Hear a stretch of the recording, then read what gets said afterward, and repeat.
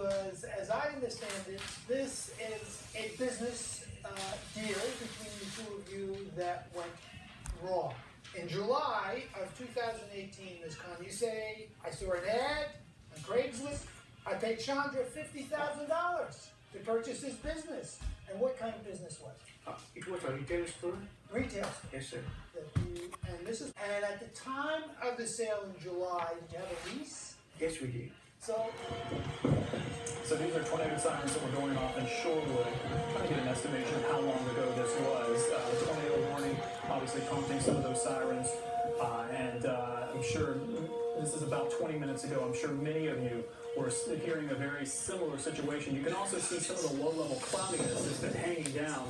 A lot of folks seeing these low clouds, some very gusty winds. A tornado warning still remains in place for Cook and Will County until 2:45, likely to be extended to the east because the rotation appears to be holding together.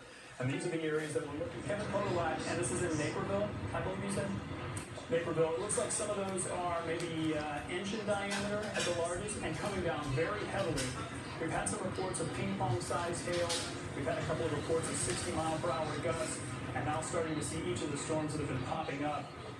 We've also had some flooding reports also coming in from Naperville.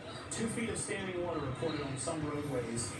So you're going to have a lot to deal with if you're out and about. In fact, I do not recommend it at this point.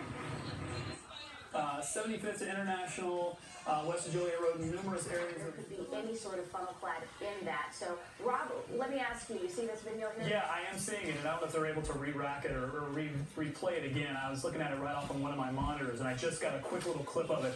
But I'll be honest, Erica, what I'm seeing there, the way that rotation was hanging, looks like at the very least a funnel cloud. If